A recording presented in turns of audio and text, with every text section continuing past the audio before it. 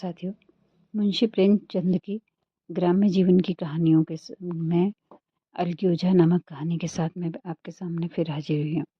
आइए सुनते हैं अलगी-ओझा, जिसका आशय होता है अलगाव, चाहे वो भाई भाई में हो या भाई बहन में हो या किसी में भी हो। अलगी-ओझा। भोला महतो ने पहली स्त्री के मर जाने के बाद दूसरी सगाई की तो उसके बेटे रघु के लिए बुरे दिन आ गए। रघु की उम्र उस समय केवल 10 वर्ष थी। चैन से गांव में गुल्ली डंडा खेलता फिरता था। माँ के आते ही चक्की में जितना पड़ा। पन्ना रूपवती स्त्री थी और रूप और गर्व का तो चोली दामन का नाता है। वो अपने हाथों से कोई मोटा काम नहीं करती। गोबर रघु निकालता, बैलों को सानी रघु देता, रघु जूठे बर्तन मांजता। भोला की आंखें कुछ ऐसी फिरी कि उसे अब रघु में सब बुराइयां ही बुराइयां नजर आती। पन्ना की बातों को वो प्राचीन मर्यादा अनुसार आंखें बंद करके मान लेता था। रघु की शिकायतों की जरा भी परवाह नहीं करता। नतीजा ये हुआ कि रघु ने शिकायत करना ही छोड़ दिया। किसके सामने रोए? बाप ही नहीं, सारा गांव उसका दुश्मन था। बड़ा जिद्दी लड़का है। पन्ना को तो कुछ समझता ही नहीं। बेचारी उसको दुलार करती है, खिलाती पिलाती है। ये उसी का फल है। दूसरी औरत होती तो निभा नहीं होता। वो तो कहो पन्ना इतनी सीधी सादी है कि निभा होता जाता है।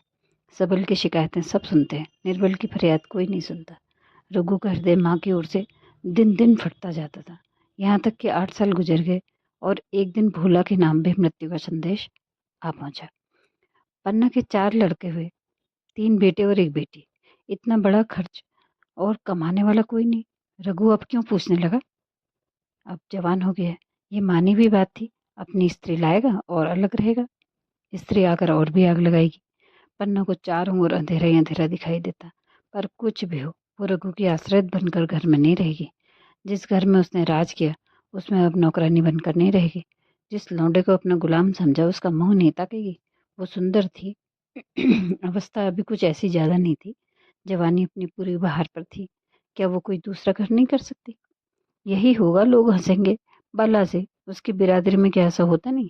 ब्राह्मण ठाकुर तो है नहीं कि नाक कट जाएगी। ये तो उन्हीं ऊंची जातों में होता है कि घर में चाहे जो कुछ करो बाहर पर्दा ढका रहे। वो तो संसार को दिखाकर दूसरा घर कर सकती है। फिर वो रघु की दबेल बनकर क्यों रहे? भोला को मरे 1 महीना गुजर चुका था। संध्या हो गई थी। पन्ना इसी चिंता में पड़ी हुई थी कि सहसा उसे ख्याल आए कि अरे, लड़के तो घर में है ही नहीं। वो बैलों के लौटने की बेला है। कहीं कोई लड़का उनके नीचे ना आ जाए। अब द्वार पर कौन है जो उनकी देखभाल करेगा? रघु को मेरे लड़के फूटी आंखों नहीं भाते। कभी हंस कर नहीं बोलता। घर से बाहर निकली तो देखा रघु सामने झोपड़े में बैठा हुआ ऊख की गड्डीरिया बना रहा है। छोटे टुकड़े जो छिल करके बनाए होते हैं। लड़के उसे घेरे खड़े हैं और छोटी लड़की उसकी गर्दन पर हाथ डाले उसकी पीठ पर सवार होने की चेष्टा कर रही है। पन्ना को अपनी आंखों पर विश्वास ही नहीं आया। आज तो एक नई बात है। शायद दुनिया को दिखाता है कि मैं अपने भाइयों को कितना चाहता हूँ। मन में छुरी रखी हुई है। घात मिले तो जान ही ले ले। काला सांप है, काला सांप। कठोर स्वर में बोली, तुम सबके सब वहां क्या करते हो? घर में आओ, सांझ की बेला है। गुरु आते ही होंगे। रघु ने विनीत नेत्रों से देख के कहा, मैं तो हूं ही काकी, डर किस बात का है? बड़ा लड़का केदार बोला, काकी, रघु दादा ने हमारे लिए 2 गाड़ियां बना दी हैं। ये देख, एक पर हम और खुन्नू बैठेंगे, दूसरी पे लक्ष्मण और झुनिया। दादा दोनों गाड़ी खींचेंगे। ये कहकर वो एक कोने में छोटी गाड़ियां निकाल लाया।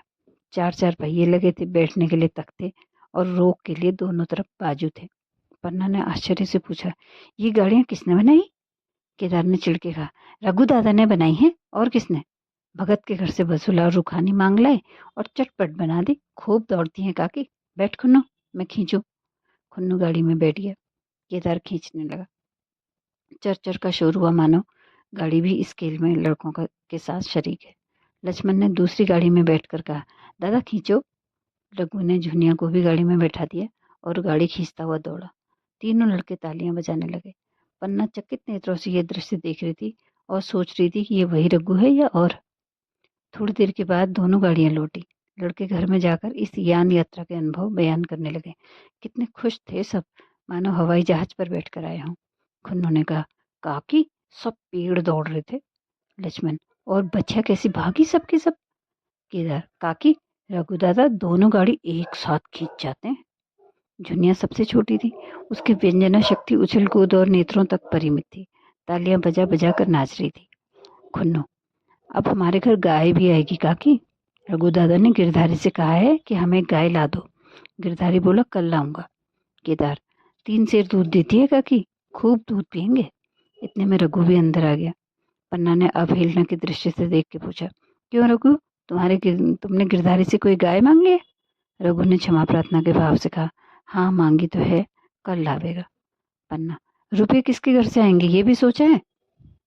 रघु, सब सोच लिया है काकी, मेरी ये मोहर है ना, इसके 25 रुपये मिल रहे हैं, 5 रुपये बच्चिया की दे दूंगा, बस गाय अपनी हो जाएगी। पन्ना सन्नाटे में आ गई।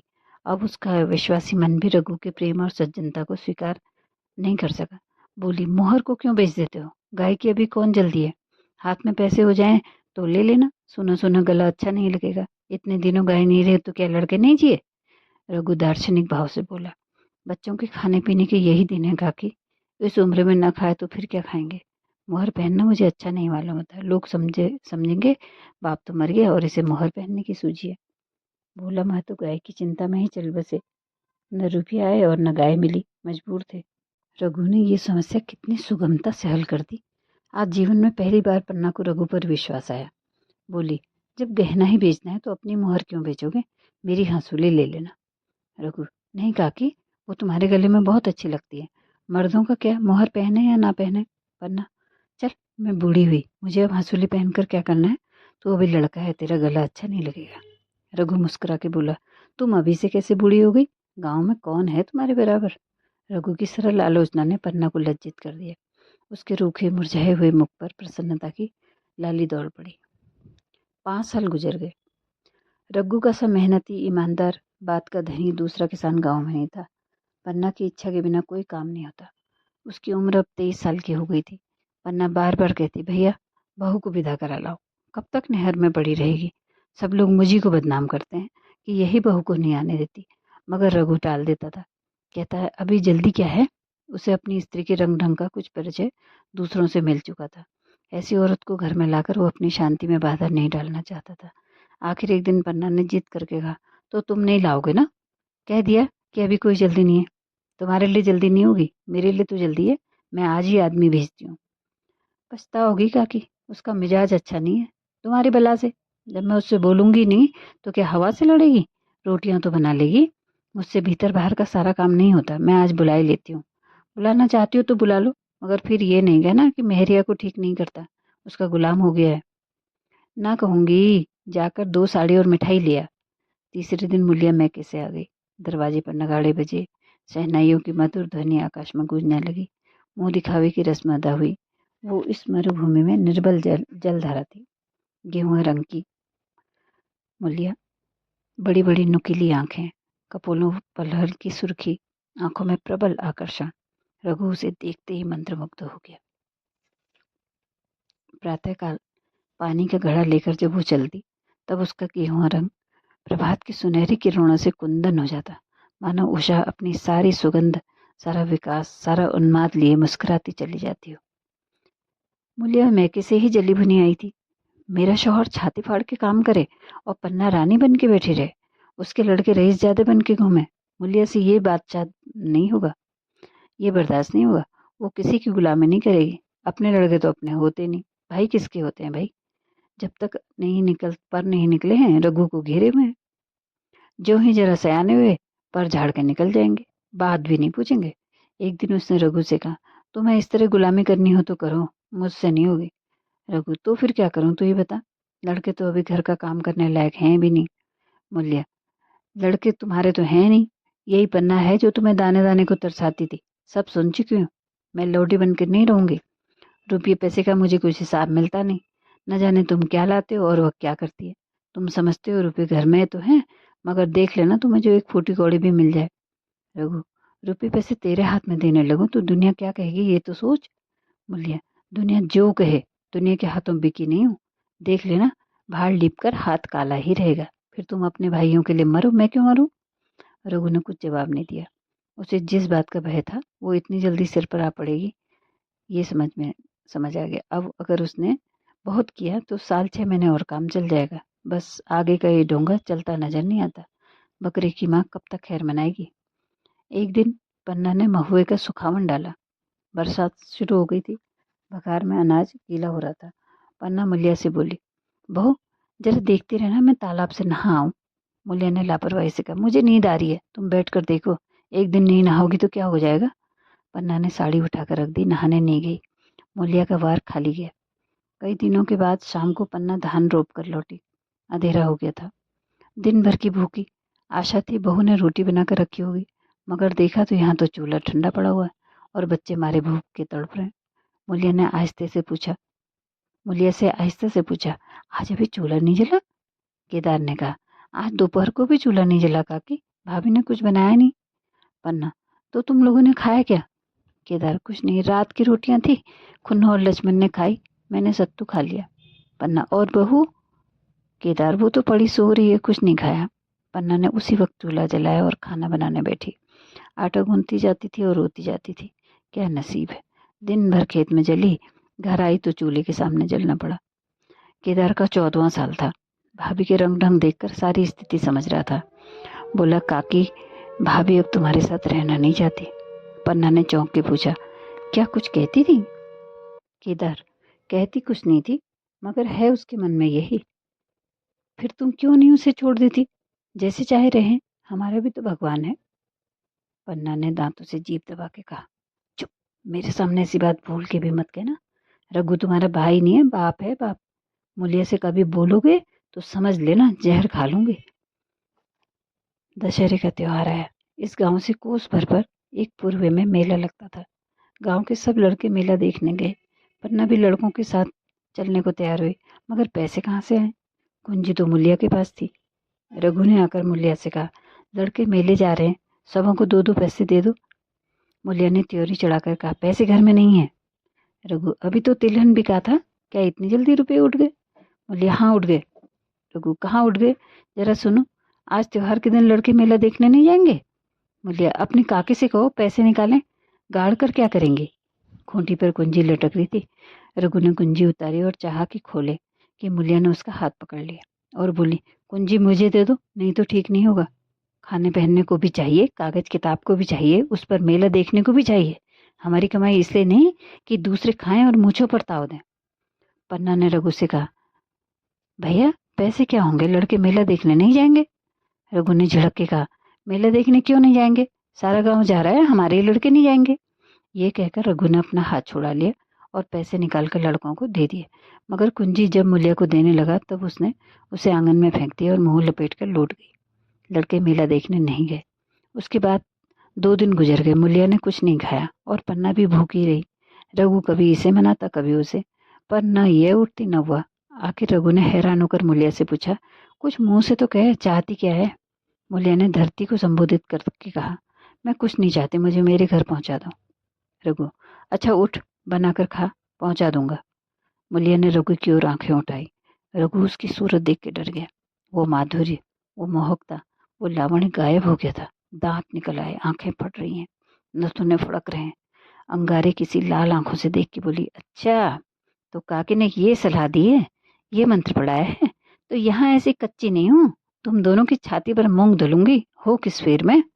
रघु, अच्छा तो मूंग ही दल लेना, कुछ खा पी ले तभी तो मूंग दल सकेगी।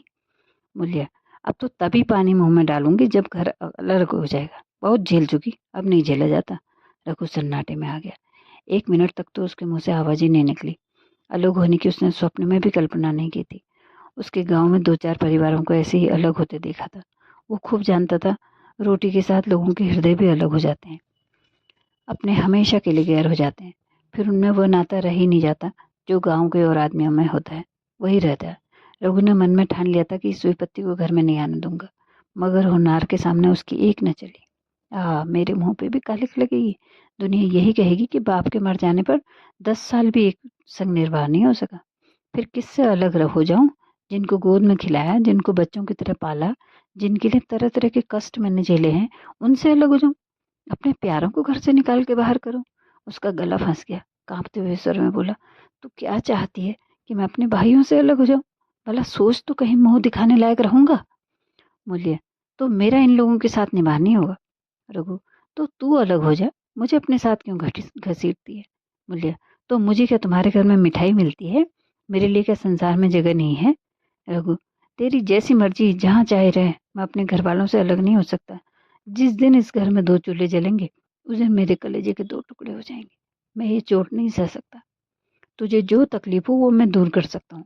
माल असबाब की मालकिन तू है ही। अनाज पानी तेरे ही हाथ में है। अब रह क्या गया है?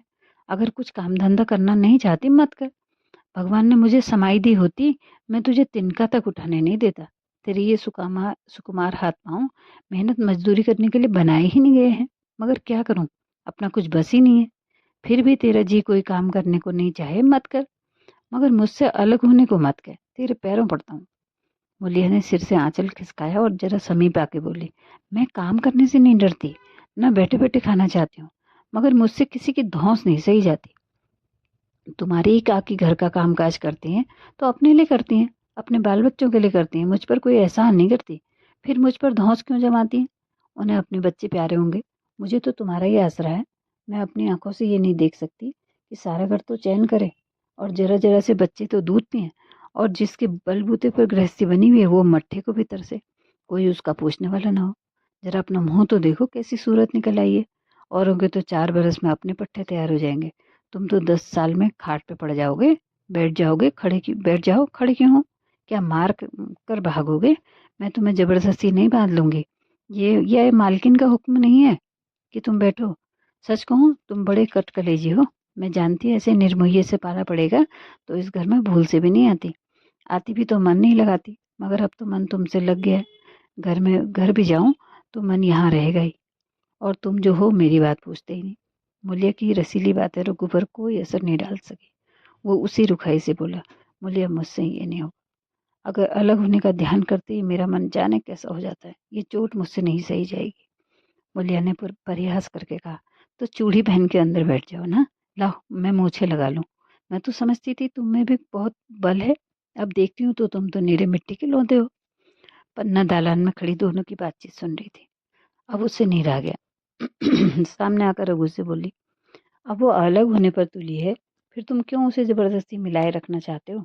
तुम उसे लेकर अलग रहो। हमारे भगवान मालिक हैं। जब मैं तो मर गए थे, कहीं पत्ती की भी चाह नहीं थी, तब उस वक्त भगवान ने निभा दिया, तो अब क्या डर है? अब तो भगवान की दया से तीनों लड़के सयाने हो गए, अब कोई चिंता नहीं।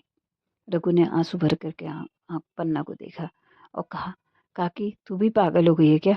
जानती नहीं, 2 रोटियां होते ही 2 मन हो जाते हैं। पन्ना, जब वो मानती ही नहीं तब तुम क्या करोगे? भगवान की यही मर्जी होगी तो कोई क्या करेगा? प्रारब्ध में जितने दिन एक साथ रहना लिखा था उतने दिन रहे। अब उसकी यही मर्जी है तो यही सही। तुमने मेरे बाल बच्चों के लिए जो कुछ किया वो भूल नहीं सकती। तुमने इनके सिर पर हाथ नहीं रखा होता तो आज इनकी जाने क्या गति होती। न जाने किसके द्वार पर ठोकरें खाते होते, न जाने कहाँ कहाँ भीख मांगते फिरते। तुम्हारा जस मरते दम तक गाऊंगी। अगर मेरी खाल तुम्हारे जूते बनाने के काम आए तो खुशी से दे दो। चाहे तुमसे अलग हो जाऊं, पर जिस घड़ी पुकारोगे कुत्ते की तरह दौड़ती भी आऊंगी। ये भूल कर भी मत सोचना कि तुमसे अलग मैं तुम्हारा बुरा चितूंगी। जिस दिन तुम्हारा अनबल मेरे मन में आएगा उसी दिन विष खाकर मर जाऊंगी। भगवान करे तुम दूधो नहाओ पूतो फलो। मरते दम तक यही आशीष मेरे रोए रोए से निकलती रहेगी। और अगर लड़के भी अपने बाप के हैं तो मरते दम तक तुम्हारा पोस मानेंगे। ये कहकर पन्ना रोती हुई वहां से चली गई। रघु वहीं मूर्ति की तरह बैठा रहा। आसमान की ओर टकटकी लगी थी और आंखों से आंसू बह रहे थे। तो ये कहानी थी अलगू जी की आदि कहानी। आदि कहानी मैं अगले भाग में पूरी करूंगी, क्योंकि यहाँ से आगे लंबी हो जाएगी कहानी। नमस्कार, बताइएगा अवश्य कैसी लगी।